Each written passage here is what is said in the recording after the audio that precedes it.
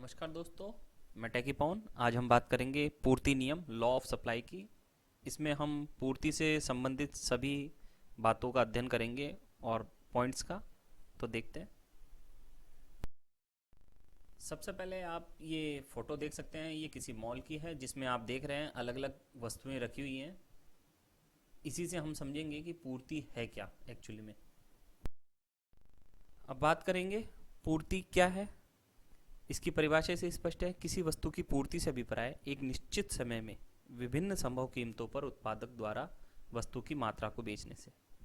इसमें इंपॉर्टेंट यह है दोस्तों कि पूर्ति सबसे पहले कौन करता है? उत्पादक। दूसरी बात, अलग अलग कीमतों पर अलग अलग कितनी मात्रा बेची जानी संभव है, उसे पूर्ति कहते हैं। जैसे मान लीजिए 2 रुपये कीमत, 4 रुपये कीमत, 6 रुपये कीमत। 2 रुपये कीमत पर 10 kg टमाटर, 4 रुपये कीमत पर 20 kg टमाटर, 6 रुपये कीमत पर 30 kg टमाटर।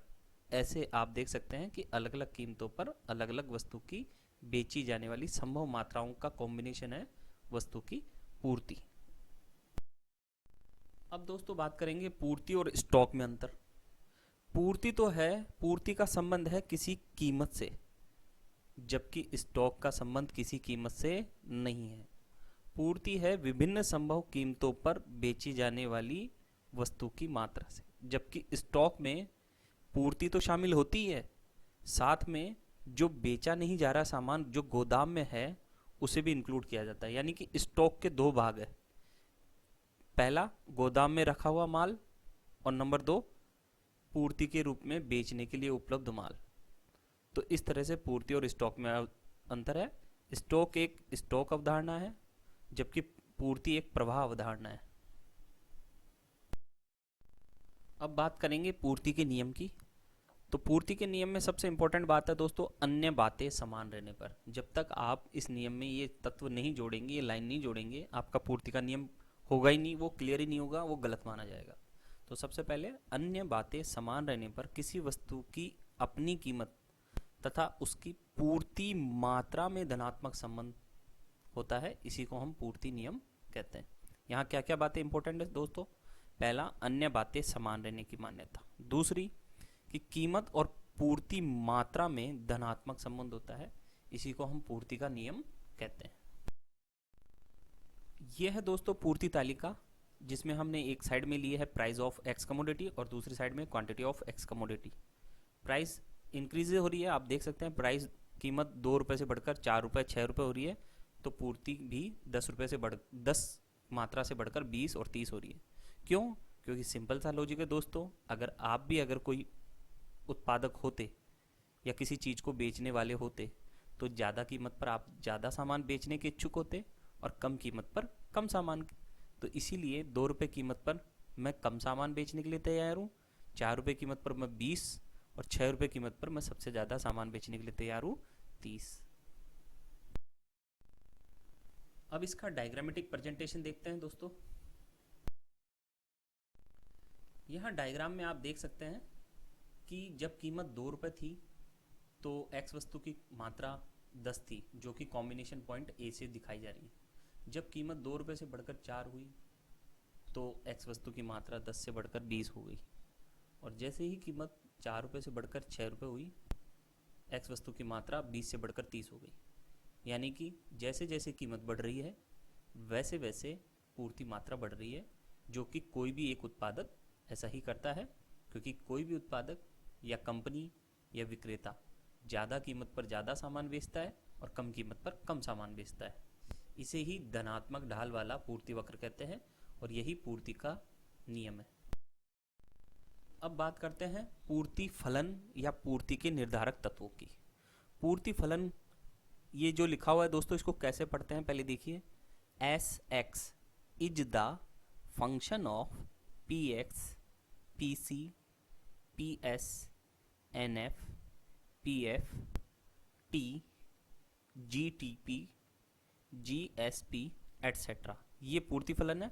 इसके एक एक चर की मैं आगे व्याख्या करूंगा, आप उसे समझ पाएंगे क्या संबंध है पूर्ति और इन चरों में। तो दोस्तों अब देखते हैं रिलेशनशिप। सबसे पहला पी एक्स और एस एक्स में, जो कि एक पॉजिटिव रिलेशनशिप है। ये क्या बता रहा है P x price of x commodity और सप्लाई ऑफ एक्स कमोडिटी में धनात्मक संबंध होता है, अर्थात एक्स वस्तु की कीमत बढ़ती है तो एक्स वस्तु की पूर्ति मात्रा बढ़ती है, और एक्स वस्तु की कीमत घटती है तो एक्स वस्तु की पूर्ति मात्रा घटती है। इसे ही धनात्मक संबंध कहते हैं।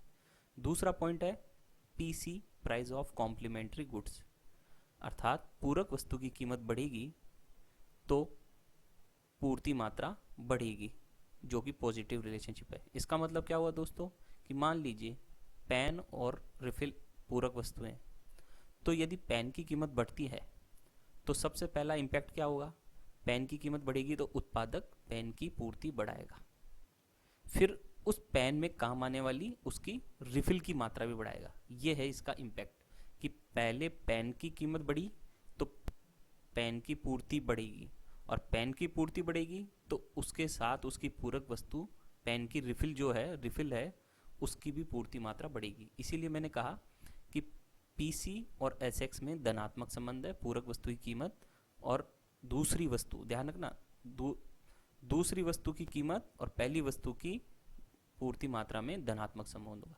तीसरा पॉइंट आता है PS price of substitution goods. Price of substitution goods यानी कि प्रतिस्थापन वस्तु की कीमत और पूर्ति मात्रा में ऋणात्मक संबंध होता है। जैसे यदि कॉफ़ी की कीमत बढ़ती है तो उत्पादक कॉफ़ी की पूर्ति बढ़ा देगा, लेकिन उसकी पूर्ति बढ़ाने के लिए उत्पादक चाय के उत्पादकों के पास जो मजदूर लोग काम कर रहे थे, जो श्रमिक काम कर रहे थे, उन श्रमिकों को वो अपने यहाँ ले आएगा, जिसके कारण कॉफ़ी का तो उत्पादन बढ़ जाएगा, पूर्ति बढ़ जाएगी, लेकिन चाय की पूर्ति घट जाएगी। क्यों? क्योंकि चाय और कॉफ़ी क्या है, दोनों एक दूसरे के प्रतिस्थापक है। इसलिए हम कह सकते हैं कि यदि प्रतिस्थापन वस्तु की कीमत बढ़ती है तो दूसरी वस्तु की पूर्ति मात्रा घटती है। फिर है चौथा पॉइंट एनएफ। एनएफ का मतलब है नंबर ऑफ फर्म्स, फर्मों की संख्या या कंपनियों की संख्या। कंपनियों की संख्या और पूर्ति मात्रा में धनात्मक संबंध होता है। जैसे जैसे कंपनियों की संख्या या नंबर ऑफ फर्म्स बढ़ेगी वैसे वैसे पूर्ति मात्रा बढ़ेगी, और इसका उल्टा भी सत्य है। फिर पांचवा पॉइंट प्राइस ऑफ फैक्टर्स, साधनों की लागत या साधनों की कीमत। यदि संसाधनों की कीमत बढ़ती है तो पहला इम्पैक्ट क्या होगा दोस्तों, यदि संसाधनों की कीमत बढ़ती है या साधनों की कीमत बढ़ती है या कारकों की कीमत बढ़ती है तो सबसे पहला इम्पैक्ट होगा लागत बढ़ेगी उत्पादन की। और जब किसी वस्तु के उत्पादन की लागत बढ़ती है तो उत्पादक उस वस्तु का उत्पादन कम कर देता है। इसीलिए यहाँ पे आपको दिखाई दे रहा है कि पीएफ और एसएक्स में नेगेटिव ऋणात्मक संबंध है, अर्थात संसाधनों की कीमत बढ़ेगी तो लागतें बढ़ने के कारण उत्पादक उत्पादन को घटा देगा। छठा पॉइंट है टेक्नोलॉजी। टी मतलब टेक्नोलॉजी। टेक्नोलॉजी और पूर्ति में धनात्मक संबंध होता है। जैसे जैसे टेक्नोलॉजी बढ़ेगी वैसे वैसे पूर्ति भी बढ़ेगी। फिर सातवां पॉइंट है जीएसपी। जीएसपी का मतलब है गवर्नमेंट पॉलिसीज सब्सिडी वाली। Government policies subsidy, government policy subsidy और पूर्ति मात्रा में धनात्मक संबंध होता है।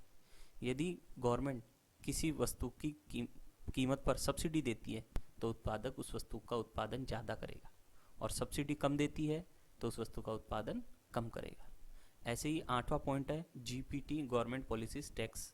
यदि सरकार किसी वस्तु पर टैक्स लगाती है तो लागतें बढ़ने के कारण उत्पादक उस वस्तु का उत्पादन कम कर देगा, और जबकि टैक्स घटाने के कारण लागतें घटती हैं और उसके कारण उत्पादक उत्पादन को बढ़ा देगा। तो इस कारण गवर्नमेंट पॉलिसीज टी, जीपीटी और पूर्ति मात्रा में ऋणात्मक संबंध है। तो ये डिटेल है दोस्तों, आप इसे बार बार सुन सकते हैं जिससे कि आपको और क्लियर हो जाए कि मैंने क्या बोला है, क्योंकि एक बार में हो सकता है आपको पूरा समझ में ना आए। That's all students, I hope supply approach is not tough. Thank you to all. बस आज के लिए इतना काफ़ी है।